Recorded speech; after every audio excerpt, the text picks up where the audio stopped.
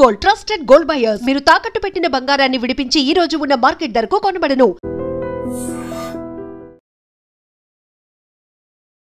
Hi hello నమస్తే, welcome back to our channel. నేను మీ వైషు. ఈ మధ్య కాలంలో వివాదాలకు కేంద్ర బిందువుగా మారింది సినీ నటి కల్పికా గణేష్ గారని చెప్పాలి. అంటే ఎక్కడికి వెళ్ళినా సరే ఏదో ఒక హంగామా క్రియేట్ చేస్తున్నారా, క్రియేట్ అవుతుందా అనేది రెండో విషయం. అయితే రీసెంట్గా వాళ్ళ ఫాదర్ పోలీస్ స్టేషన్కి వెళ్ళి నా కూతురికి మెంటల్ డిజార్డర్ ఉంది, తను డిప్రెషన్లో ఉంది, పైగా సూసైడ్ చేసుకోవాలనుకుంది అని చెప్పేసి చాలా విషయాలు మాట్లాడడం కూడా జరిగిందనమాట. ఎందుకని ఇలా జరుగుతుంది, ఈ మెంటల్ డిప్రెషన్ ఉన్న వాళ్ళు ఎలా ఉంటారు, ఈ విషయం గురించి మాట్లాడడానికి ఈరోజు నాతో పాటు సోషల్ యాక్టివిస్ట్ కృష్ణకుమారి గారు ఉన్నారు. మేడంతో మాట్లాడదాం. హలో మ్యామ్, నమస్తే. బాగున్నారా మ్యామ్? బాగున్నా. కల్పికా గణేష్ గురించి ఇంతకు ముందు కూడా పబ్లో ఒకసారి ఇట్లా చేసిందని మాట్లాడుకున్నాం. ఈ మధ్య కాలంలో కూడా మళ్ళీ ఇట్లా ఏదో ఒకటి జరుగుతూనే ఉందని మాట్లాడుకుంటున్నాం. వాళ్ళ ఫాదరే డైరెక్ట్గా పోలీస్ స్టేషన్కి వెళ్ళి కంప్లైంట్ ఇవ్వడం కూడా చూసాం. ఎలా తీసుకోవాలి మ్యామ్ దీని గురించి? ఇది ఖచ్చితంగా పోయినసారి తను పబ్లో జరిగిన దానికంటే కూడా జరిగిన తరువాత తనని ఇంటర్వ్యూ తీసుకోవడానికని వచ్చిన వాళ్ళ పట్ల తను కొంచెం అనుచితంగానే ప్రవర్తించింది.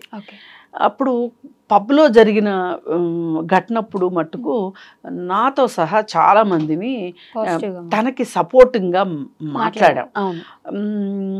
ఎందుకంటే పబ్లలో అమ్మాయిలకు వాళ్ళు గౌరవం ఇవ్వరు, అలాగే వల్నరబుల్గా ఉన్న వాళ్ళని వాళ్ళ వల్నరబిలిటీని క్యాష్ చేసుకునే పరిస్థితులు పబ్బుల్లో ఉంటాయి. కాబట్టి ఒక ఆడపిల్లగా తను ధైర్యంగా మాట్లాడింది, తను వల్నరబిలిటీని చూపించలేదు. అది వాళ్ళకి ఒక రకంగా షాకింగ్ పాయింట్ అయ్యి, అంటే ఈమె ధిక్కరించింది కాబట్టి, ఒక ఆడపిల్లగా భయపడుతూ ఉండలేదు కాబట్టి ఈమె పట్ల ఇంకొంచెం ఎక్కువగా వాళ్ళు బిహేవ్ చేశారు అని అనుకుని తనకి సపోర్ట్ ఇచ్చాం, ఒక మోరల్ సపోర్ట్ ఇచ్చాము. పబ్బులలో కస్టమర్స్ తోటి ఎలా బిహేవ్ చేయాలనే విషయం మీద కూడా మనం చాలా కూలంకషంగా మాట్లాడాం. కానీ తరువాత తను కొంతమంది తనని ఇంటర్వ్యూ చేయడానికి వెళ్ళిన వాళ్ళతోటి తనే పిలిచింది ఇంటర్వ్యూకి. తనే పిలిచి తనే వాళ్ళతోటి కొంచెం అనుచితంగా బిహేవ్ చేసింది. ఇప్పుడు పార్కింగ్ ఏరియాలో కూడా కొంచెం అనుచితంగానే బిహేవ్ చేసింది. దానికి మనం ఏం జస్టిఫికేషన్ చెప్పుకున్నామంటే, వాళ్ళ పైన అంతసేపు విసిగించేసరికి ఇంకా తనకి ఒక పిల్లినైనా గదిలో పెట్టి కొడితే పులవుతుంది అన్నట్లు పదే పదే తనని పోక్ చేశారు. ఏమని, నువ్వు ప్రచారం కోసమే చేస్తున్నావు అంటే, అవును భయ్, ప్రచారం కోసమే చేస్తున్నాను అని ఆమె అనేసింది అనే ఇది మనం మాట్లాడాం. కానీ వాళ్ళ ఇంటికి వెళ్ళినప్పుడు ప్రెస్ తోటి ఆవిడ వ్యవహరించిన తీరు సమంజసంగా లేదు. అందుకే మొన్న ఫామ్ హౌస్లో తను చేసిన గలాటాకి నాకు అసలు వీడియో కూడా చెయ్యాలనిపించలా. ఎందుకు అంటే, పైగా ఇంకొక రూమర్స్ ఏమొస్తున్నాయి అంటే, అసలు ఇప్పుడు నేను వీడియో చేయడానికి కూడా అదొక కారణం. ఏంటి రూమర్స్ అంటే, ఈమె బిగ్ బాస్లోకి వెళ్ళడానికి ఇది దగ్గర దారి అని చెప్పి ఆమెని కాస్త ఇంకా పోక్ చేస్తున్నారు మళ్ళీ తనని. అందుకోసం అని చెప్పి, ఒకవేళ నిజంగా కూడా తనకు ఆ ఉద్దేశం ఉందా, ఇంతకు ముందు కూడా వేరే వాళ్ళు కూడా ఇలా బిగ్ బాస్లోకి వెళ్ళడం కోసం కాస్త హడావుడి చేసిన సందర్భాలు చూశాను నేను. అందుకని ఈమె కూడా అంతేనేమోలే అన్నట్లు నేను ఇది ఇంకా టచ్ చేయొద్దు ఈ సబ్జెక్ట్ని అని అనుకున్నాం. కానీ ఇప్పుడు వాళ్ళ ఫాదర్ వచ్చిన తర్వాత మనకి 100% క్లారిటీ వచ్చింది. ఏంటి అంటే, తను కొంచెం సైకలాజికల్గా డిస్టర్బ్డ్గా ఉంది. ఈ డిస్టర్బ్డ్గా ఉన్న వాళ్ళు ఒక స్ట్రెస్, యాంగ్జైటీ, ఒక రకమైన భయాందోళనలో ఉంటారు వాళ్ళు. అయితే ఈ స్ట్రెస్ని, అంటే ఈ ఒత్తిడిని, ఈ కుంగుబాటుని, భయాందోళనని అధిగమించడానికి వాళ్ళు ఏం చేస్తారు అంటే, ఇప్పుడు ఎవరైనా మానసికంగా సరిగా లేని వాళ్ళని మీరు ఎలా ఉన్నారు అని అంటే, మామూలు వాళ్ళైతే ఐఎమ్ ఫైన్ అనేసి ఊరుకుంటారు. వీళ్ళు ఏం చేస్తారు అంటే, ఒట్టి ఫైన్ అంటే నేను బాగాలేనని వాళ్ళకి అర్థమైనట్లుంది, అందుకే నేను ఎలా ఉన్నాను అని అడిగారు కాబట్టి ఐఎమ్ ఫైన్, సూపర్ ఫైన్, చాలా బాగున్నాను, అయినా ఎందుకు అడిగారు, నేను బాగాలేదని మీకు ఎవరైనా చెప్పారా, ఇలా ప్రశ్నలు వేస్తారనమాట. అలా ఉంటుంది తీరు. అందుకని తిను కూడా అలాంటి ఒక పరిస్థితిలో ఉంది అని అనిపించి తను వెళ్ళిన ప్రతి చోట తను ఒక ధిక్కార స్వరాన్ని చూపించాలి అనుకుంటుంది. ప్రతి చోట ఒక సెన్సేషన్ క్రియేట్ చేయాలి, తనకంటూ ఒక స్పేస్ క్రియేట్ చేసుకోవాలి, తనకంటూ తన వైపు అందరినీ మళ్ళించుకోవాలి, అందరూ తన గురించి మాట్లాడుకోవాలి, ఒక రకమైన సెన్సేషనల్ నేను ఉండాలి అంటే తను ఒక సెన్సేషన్ అవ్వాలి అని అనుకుంటుంది తను. అయితే దీనికి రీజన్ ఏమై ఉండొచ్చు అని మనం ఆలోచిస్తే ఇవాళ సినిమా ఇండస్ట్రీలో కానీ మోడలింగ్లో కానీ కనిపించే వాళ్ళు చాలా మంది కాదు 100 మంది హీరోయిన్లు అవ్వాలని వస్తారు. కరెక్ట్. ఇండస్ట్రీ అందరినీ హీరోయిన్లుగా ఇముడ్చుకోలేదు, అందరికీ అవకాశాలు రావు. ఈ అవకాశాలు రాని వాళ్ళు ఏం చేస్తారంటే చాలా త్వరగా అర్థం చేసుకుని మనకి ఏ అవకాశాలు వస్తున్నాయి అనేది చూసుకుని అటువైపు మళ్ళించేసేసుకుని ఆ వచ్చిన అవకాశాన్ని వచ్చినట్టు తీసుకొని వాళ్ళ ప్రతిభను నిరూపించుకుంటూ వాళ్ళు ఎప్పటికీ అవకాశాలు వాళ్ళ చుట్టూ ఉండేటట్లుగా చూసుకుంటారు కొంతమంది. కానీ కొంతమంది ఏం చేస్తారు అంటే నేను హీరోయిన్గా రావాల్సిన దాన్ని, నేను ఒక హీరోయిన్ మెటీరియల్ని, నేను హీరోయిన్ మెటీరియల్ని అవ్వలేకపోయింది ఎందుకు అంటే నాకు పలానా వాళ్ళు సహకరించలేదు, పలానా వాళ్ళు నాకు చెయ్యోతనివ్వలేదు, లేదా పలానా వాళ్ళు నన్ను తొక్కేశారు. ఇప్పుడు ఈ మాట మనం చాలా ఎక్కువగా వింటాం సినిమా ఫీల్డ్లో, తొక్కేశారు అని. ఈ తొక్కేశారనే మాట ఎందుకు వస్తుంది అంటే వాళ్ళు అనుకున్నట్లుగా అవ్వకపోతే ఖచ్చితంగా నన్ను ఎవరో తొక్కేశారు అని వాళ్ళు అనుకుంటారు. అనుకొని ఇంకా వాళ్ళు ఆ విధంగానే వాళ్ళు ఇంకెవరన్నా పైకి వెళ్తుంటే వాళ్ళని చూసి ఓర్చుకోలేకపోవటం, వాళ్ళ మీద కామెంట్లు చేయటం, వాళ్ళని ఆడవాళ్ళు అయ్యుండి కూడా ఆడవాళ్ళని సపోర్ట్ చేయట్లేదు అనే ఉద్దేశంతో మగవాళ్ళ కంటే ఎక్కువగా నీచమైన కామెంట్స్ చేసే వాళ్ళని చూసాం మనం. ఇప్పుడు శ్రీరెడ్డి చూసుకుంటే తనకి హీరోయిన్గా అవకాశాలు రాలేదని ఇంకెవరికి హీరోయిన్గా అవకాశం వచ్చినా వాళ్ళ గురించి మాట్లాడుతాను. ఇలాంటి మనస్తత్వం అయిపోతుంది అనమాట. ఇంకొంతమంది ఏం చేస్తారు అంటే రీల్స్ చేస్తూను, లేకపోతే షార్ట్స్ చేస్తూను, లేదు అనుకుంటే కాస్త డబ్బులున్న వాళ్ళు అనుకోండి, వాళ్ళు పార్టీలు నిర్వహిస్తూ ఆ పార్టీల్లో ఒక సెంటర్ ఆఫ్ అట్రాక్షన్గా ఉండటము, అలాగే అవసరం ఉన్నా లేకపోయినా పబ్బులకి వెళ్ళడము, వెళ్ళి అక్కడ కాస్త అందరి దృష్టిని ఆకర్షించాలని చూడటము, ఒక ఎగ్జిబిషనిజం అనేది వాళ్ళల్లో వచ్చేస్తుంది. నేను ప్రూవ్ చేసుకోవడానికి నేను ఎగ్జిబిట్ కావాలి అనుకుంటారు, చూపించుకోవాలి అనుకుంటారు. ఆ చూపించుకోవాలి అనుకోవడానికి విచిత్రమైన బట్టలు వేసుకోవడము, లేదు అనుకుంటే దీనిలో భాగంగానే ఇప్పుడు కొంతమంది ఎక్కడికి వెళ్ళినా సరే అందరి దృష్టిని ఆకర్షించాలి అని కొంతమంది పెద్ద టోన్తో మాట్లాడుతూ ఉంటారు, అవసరం ఉన్నా లేకపోయినా పెద్దగా నవ్వుతూ ఉంటారు, జోకులు వేస్తూ ఉంటారు, ఎవరు నమ్మకపోయినా కానీ వాళ్ళు వేసిన జోక్కి వాళ్ళే నవ్వుకుంటూ ఉంటారు. ఇదంతా ఏంటి అంటే అసలు వాళ్ళ ఇన్నర్గా ఉన్న బాధని ఈ విధంగా వ్యక్తం చేస్తారు. రైట్. అవకాశాలు రావట్లేదు అది.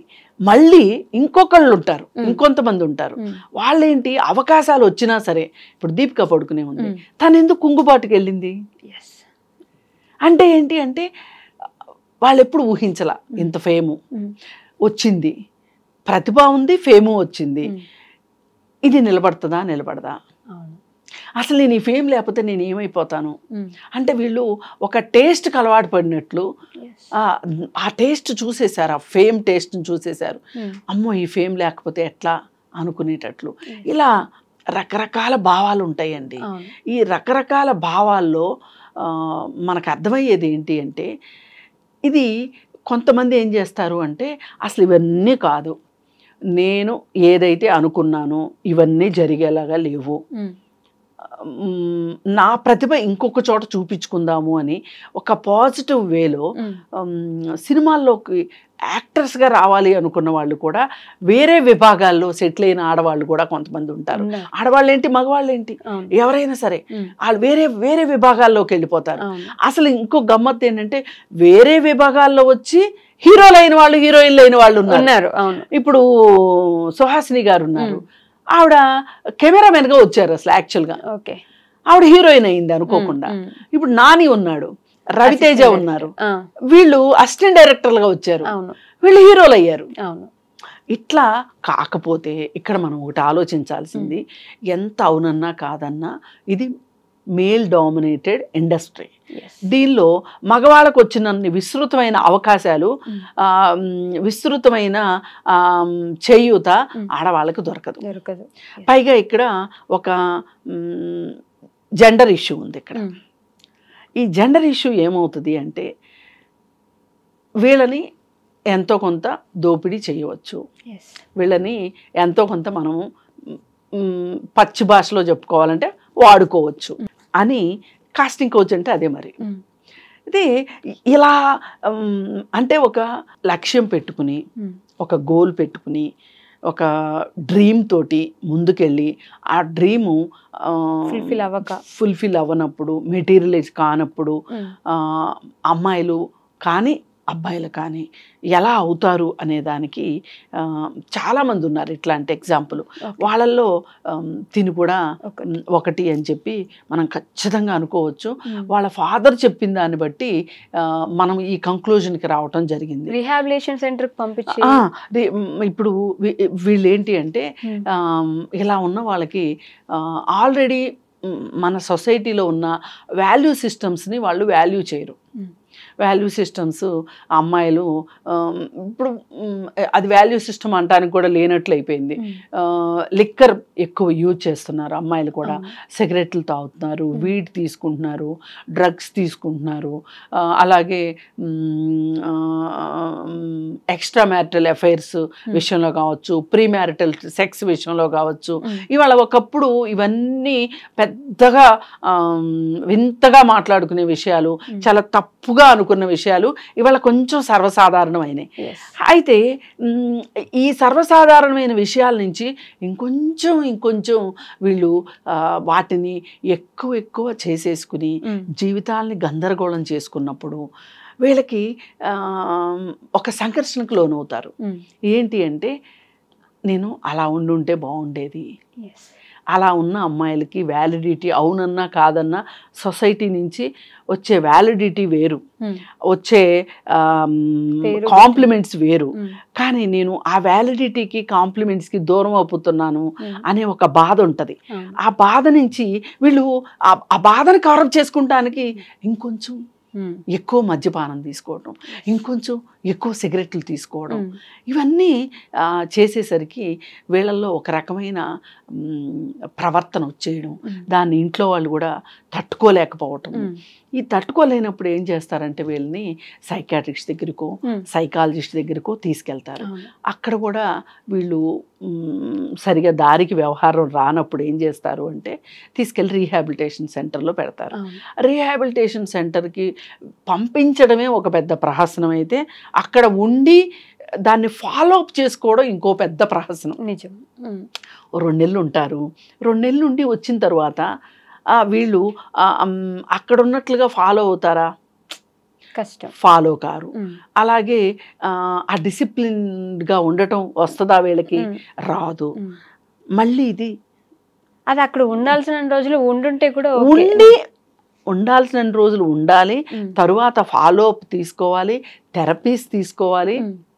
ఈవిడ వచ్చేసింది కదా మధ్యలో, ఈవిడ వచ్చేసింది అసలు. అంటే ఇది ఒక ప్రొలాంగ్ ప్రాసెస్, ఇది ఒక ప్రొసీజర్. మరి ఈ ప్రొలాంగ్ ప్రొసీజర్ని నువ్వు తట్టుకోలేక, ఆ నిబంధనల్ని ఒప్పుకోలేక నువ్వు బయటకు వచ్చేసేస్తే ఇలా కాక ఎలా ఉంటారు? ఇప్పుడు అసలు ఈ అమ్మాయిని కాపాడుకోవడం ఎట్లా అనేది ఇప్పుడు ఆ తల్లిదండ్రులకి ఇప్పుడు 2 సార్లు సూసైడ్ అటెంప్ట్ చేసింది. అసలు ఈ అమ్మాయిని మనం ఎట్లా కాపాడుకోవాలి అనే ఒక బాధలోను ఒక రకంగా వాళ్ళకి ఒక నరకం అంటే ఇప్పుడు ఈ అమ్మాయి నరకానికి స్పెల్లింగ్ మట్టుకు రాయిస్తుంది అనేది అర్థమైపోయింది. అందుకని ఇప్పుడు పదే ఆ అమ్మాయి గురించి వచ్చే రూమర్స్కి ఫుల్ స్టాప్ పెట్టడం కోసమే ఇంకిప్పుడు రేపు నుంచి ఎవరు అమ్మాయిని విమర్శించరు. అంతేగా, వాళ్ళ నాన్న మంచి పని చేశారు ఒక రకంగా. ఇప్పుడు ఆ అమ్మాయి మీడియాకి ఒక ఆహారంగా మారకుండా ఆ అమ్మాయి ఈ పరిస్థితిలో ఉంది, ఆ అమ్మాయి స్థితిగతులు ఇలా ఉన్నాయి అని వాళ్ళ నాన్న చెప్పడము ఆ అమ్మాయికి ఒక రకంగా మంచి చేసినట్టు అయింది. అలాగే కొంతమంది ఈ బిగ్ బాస్లోకి వెళ్ళడానికి చేస్తుందని అదని ఇదని ఇలా రకరకాలుగా ఎవరికి తోచింది వాళ్ళు మాట్లాడుకోకుండా ఉండటానికి ఇది ఒక చెక్మేట్ అయ్యింది అనుకోవచ్చు. పైగా ఇంకొకటి ఏంటంటే వాళ్ళ నాన్న చేసిన మంచి పని ఇలా చెప్పడం వల్ల ఒక అవగాహన వచ్చిందా లేదా సమాజంలో? ఖచ్చితంగా వచ్చింది. ఇప్పుడు మనం ఇంత మాట్లాడుకున్నాం అంటే ఇదంతా ఎవరు మాట్లాడలేదని కాదు, ఎంతమంది మాట్లాడినా తరిగినంత పరిస్థితి వాళ్ళ సమాజంలో ఉంది. ఇవాళ మానసిక పరమైన రుగ్మతులు కావచ్చు, మానసిక పరమైన సమస్యలు కావచ్చు, ఇవాళ సమాజంలో దాదాపు ప్రతి ముగ్గురులోనూ ఇద్దరు ఏదో ఒక రకమైన చిన్నదో పెద్దదో మానసిక సమస్యతో బాధపడుతున్నారు అని చెప్పి WHO చెప్తుంది. అంటే దీన్ని బట్టి మనం ఎంత జాగ్రత్తగా ఉండాలి ప్రతి ఒక్కరు. ఇప్పుడు ఒక ఇల్లుట్లో 4 ఉన్నారనుకోండి, 4లో కనీసం 2 మానసికంగా బాగలేరేమో అనే ఒక ఆలోచన అయితే ఇప్పుడు వచ్చింది కదా. లేదు ఒక్కరికి బాగలేకపోయినా అది సమస్యే కదా. అంటే ఇప్పుడు అందరు ఇలా తాగేసి అల్లరి చేసేస్తారు, సిగరెట్ల కోసం గొడవ చేస్తారు, అక్కర్లేదు. ఈ మానసిక సమస్యలు అనేవి అతి కోపము, సోమరితనము, ఈ దురలవాట్లు ఇవన్నీ ఉన్నాయి, చాలా వస్తాయి దీంట్లో. అందరూ కలిపిక గణేశం లాగా గొడవ చేస్తారనే కాదు, గొడవ చెయ్యక్కర్లా, అతిగా ఖర్చు పెట్టడం, ఎక్కువగా తినడం, ఎక్కువగా ఆలోచించడం, అసలు తినకపోవడం, అసలు పట్టనట్టు మందమతుల్లాగా ఉండటం, ఇవన్నీ మానసిక సమస్యలే. అందుకే ప్రతి ఇంట్లో 4 మనుషులు ఉంటే 2 మనుషులకి ఏదో ఒక సమస్య ఉందేమో. ఇవన్నీ లేకపోతే OCD సమస్యలు ఉంటాయి. శుభ్రం OCD, అది ఇన్ని సమస్యలు ఉన్నాయి. అందుకని వాళ్ళ ప్రతి ఒక్కళ్ళు కూడా మానసిక అనారోగ్యం పట్ల అవగాహన కలిగి ఉండాలి. మనకి ఉందని, మన పిల్లలకు ఉందని భయపడే కన్నా ఒక్కవేళ ఉంటే మనం గమనించడానికి అవగాహన కావాలి. ఇది ముఖ్యంగా తల్లిదండ్రులకి కావాలి. Okay ma'am, thank you.